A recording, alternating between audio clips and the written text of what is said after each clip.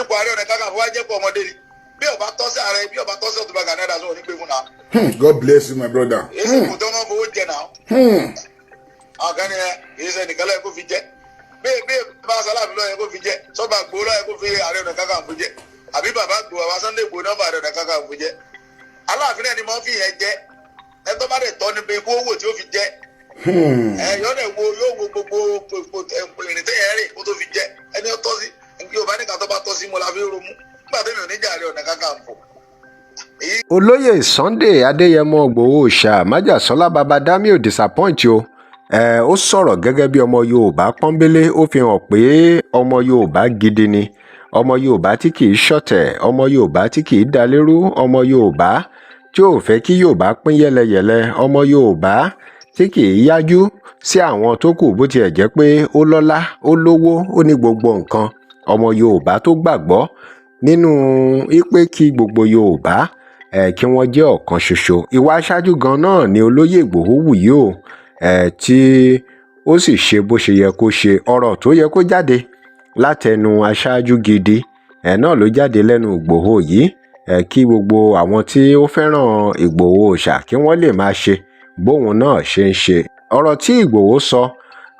ó yẹ kó tu ọ̀pọ̀lọpọ̀ àwọn agbọ̀rọ̀dùn tó fẹ́ kíjà bẹ́ sílẹ̀ láàrin olóyè Ìgbòho àti Ìbà Gani Adams tó jẹ́ Ààrẹ Ọ̀nà Kakanfò ilẹ̀ Yorùbá bàbá Èkìtì sọ lọ́jọ́ sí pé àwọn kan retí kí Ìgbòho kó àtáàkì Gani Adams nínú fọ́nrán kan pé báwo ni Ìgbòho dẹ̀ ṣe máa wá àtáàkì Gani Adams òun náà rèé o ni Ìgbòho ti jáde láti sọ̀rọ̀ yìí ọ̀rọ̀ wo ló sì sọ àbí kẹ́ wò nínú fọ́nrán yìí àmọ́ ẹ ti rí díẹ̀ nínú ohun tó sọ ẹ wàá gbọ́ èyí tó kù nínú fọ́nrán tí máa mú wá fún yín nígbà tó dẹ̀ ti jẹ́ wípé ìjàǹgbara olóyè Ìgbòho kì í ṣe láti wá owó ṣùgbọ́n ìfẹ́ ilẹ̀ Yorùbá tó ní náà ló ṣe jáde gẹ́gẹ́ bó ṣe máa ń sọ nínú àwọn fọ́nrán ẹ̀ tá a ti rí tẹ́lẹ̀.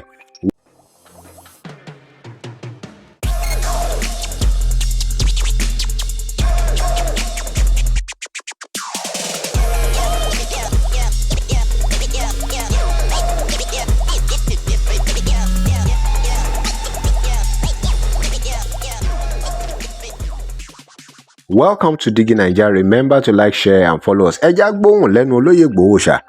ohun tó sọ nípa oyè Ààrẹ Ọ̀nà Kakanfò ńlẹ̀ Yorùbá àti Ìbà Gani Adams tó jẹ́ Ààrẹ Ọ̀nà Kakanfò ilẹ̀ Yorùbá fúnra wọn. Ẹ já gbóhùn lẹ́nu Ìgbòho ṣá. ẹ̀ka tọ́lọ̀ ṣe lè fún mi tó kí ni tèmi láti ṣe máa jó ìkan mo wá kó kájí ipò tọ́lọ̀ fi mí sí gan tí mo ronú rẹ̀ rí ìyá mi bàbá mi gan ronú rú bí tí mo wà rí tó kí wá ní kámọ́ dúpẹ́. ṣé àṣepé ṣé kí ni ṣé ẹ̀yin pẹ̀lú bàbá wa olóyè wa Ààrẹ Ọ̀nà Kakanfò Yorùbá land ṣé àṣepọ̀ wà láàyè ẹ̀yin pẹ̀lú wọn ẹjọ́ máa ń ṣe ìpọ̀n together. Gani Adams ẹni àwọn èèyàn ọmọ tó mọ Ààrẹ Ọ̀nà Kakanfò ó yẹ alágbára ni